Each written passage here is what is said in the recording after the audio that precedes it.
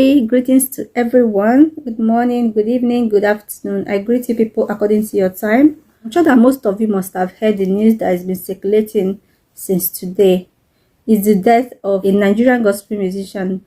Her name is Mrs. Osinachi Nwachukwu. If you have listened to the gospel song titled Ekweme, you will know this woman because she was like, her voice was the most powerful voice. If you listen to the song and if you listen to her verse in that song, you would definitely understand what I am trying to say. That's by the way. The news that's been circulating today, for those of you that do not know, but I believe that most people must have heard something like that or must have seen something like that, especially if you've been on social media. The news is that the woman is dead, but there's been a lot of controversy surrounding her death. First of all, when the news broke out that she was dead, they said that she died of cancer of the throat. That was what they said. And after a few hours, news like rumors started circulating that the woman was beaten to death by her husband. And before you knew it, a lot of people that were like close friends, family friends to her, and some of her acquaintances, friends, and gospel musicians like Frank Edwards. I know that Frank Edwards is not a new name to your ears. So he was one of the person that came out to say that you can confirm that the husband of the woman has been abusing her for a very long time, and the woman has confided in him so many times. I am going to play an audio of what Frank Edwards said, and after that we'll continue. But a lot of people spoke to her to leave. That because of the way the man spoke to me the first day, that they begged me to be on conference call to just plead for him to allow her to just do her music. Say, what kind of help are you people trying to? I said, I was on my own and earn money, and this woman built a whole studio for this lady, and he refused. He literally refused. There's a lot of stories out there, people saying they told her. The truth is, I didn't even know that it has gotten to the point of physical. But what I kept saying is that the control was too much. The control was too much. The other time someone wanted me to get her for an event, and then she wanted me to say to the husband that the event was free, because if the husband knew that they were going to pay her, she said he was going to collect the money. And I said, this thing the control is too much. How do you resolve this thing? How do you resolve? At the end of the day, the person ended up not inviting her. So I have friends. She'll be hiding to call people. So she couldn't even really tell people what she was going through. People actually didn't really know the intensity of what she was going through. I only knew a little because Auntie Joy contacted me to see a way I can just help produce her music. That's how I even got to know that, they say we have to take permission from her husband before we help her. And I'm like, Auntie Joy, what? How can you want to help someone and then you take a permission to help them? Didn't you tell your... So you've listened to what Frank Edwards said. As if it was not enough, another lady also came out. The lady claimed to be one of her friends, and the lady said that she herself has encountered the man once, and the man has been kicking and beating the woman. She went on to say that even when the woman was pregnant, the man would beat her, and the man would collect every money that this woman has been making from her music. The man will keep the money and still be abusing this woman on top. The woman has tried to talk to their pastor, but the pastor keeps telling her to pray and to stay in the relationship and pray that things will get better. And the friend also, because people were like, okay, since this woman is your friend and she's been telling you that she's been going through abuse from her husband, the man she called a partner, what advice did you give this lady? The friend said, and I quote, Mrs. Osinachi Nwachukwu is a typical Nigerian kind of woman that loves to pray her way out of abuse, especially domestic abuse by her husband. And she's also the typical Nigerian woman that believes that she can make her marriage work and that she can change a man. And that is really where I have a problem, because when they asked the lady the advice she gave her, I was thinking that maybe the lady didn't talk to Mrs. Osinachi Nwachukwu before she died, because I was believing that she may be one of those people that will say that, oh, don't put your mouth in husband and wife issue. It's none of your business. Yeah, I'm also the type of person I would tell, like, I cannot advise any woman or any man to leave his or her partner, because our people, there is how we perceive this type of advice. Like, when you tell somebody that is going through an abuse or going through anything like domestic abuse or violence in her marriage or in his marriage, especially women, when you tell them to leave their marriage, they will believe that you are trying to ruin their life. Like, they believe that their liver is tied to that marriage, and they believe that you are an enemy of progress if you ask them to leave the marriage to save their lives. So when that lady said that, I believed it 100%, because most Nigerian women, that is what they do. You could see a woman that is doing well for herself, but once she get married, and the marriage is not what she's supposed to be in, you would just be asking yourself, like, how is this accomplished woman, how is she tolerating this type of abuse from her husband? I know you that this woman, Mrs. Osinachi Nwachukwu, is an accomplished woman. This woman has a career. Like, she is a singer, a popular gospel singer, and she makes money from her career. And all the money that she makes, the husband collects the money. He will still be abusing this woman on top. And another issue, another problem that I have with this is the pastor, because their pastor is a popular pastor, by the way. I've forgotten his name, but it's very, very popular. Okay, when I remember it, I'm going to write it on your screen. I think Pastor Enenche or something like that. The man is a very popular pastor.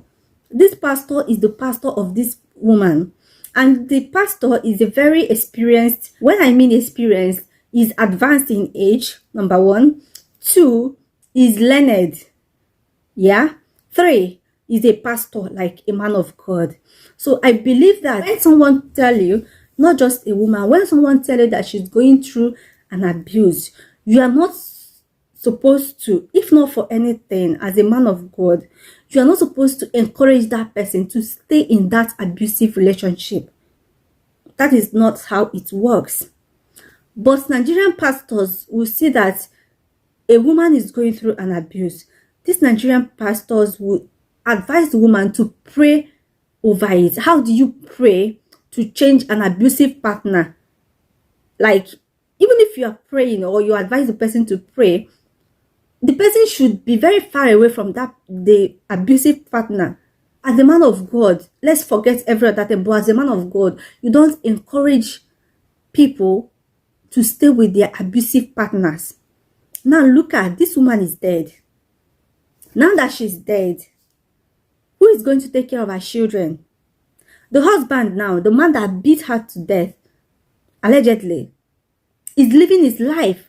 If he mourns this woman, it will be just for few days or few weeks or few months, highest 2 months. And this man will move on with his life and with this woman's money, her hard-earned money. The man has gone. The man, before you know it, the man will get married to another woman. That is a typical Nigerian man. So before you advise anybody to stay with an abusive partner, you need to think it through. And another thing is, when you are going through an abuse as a woman, you are not supposed to stay in that abusive relationship no matter what. Don't do it. Not even your children should make you stay in an abusive relationship. Because tomorrow, if something happened to you, those children will be there and they will suffer even more. If you die from that abuse, your children will suffer. They will be made to live with another woman. And you all know how difficult and how terrible it is for your children or kids to stay with a woman, a Nigerian woman that is not their mother. Is it not better that you live to live? You leave the marriage to live, to survive. to save your own life. You're making that decision because of your children. You don't stay in an abusive marriage because of your children, not because of anything. Don't do it.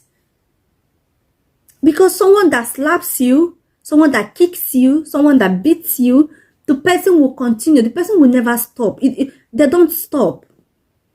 They don't stop. And if it's because of shame, maybe because of what people will say, our society, yeah, I understand. I come from a society where we judge women a lot. But do not allow it. Let them say whatever they want to say. Don't allow them make you stay in an abusive relationship. This woman is dead. So it's been confirmed from so many sources that this woman was killed by her husband. She was beaten to death by her husband. Now, the people that made those revelations are being threatened.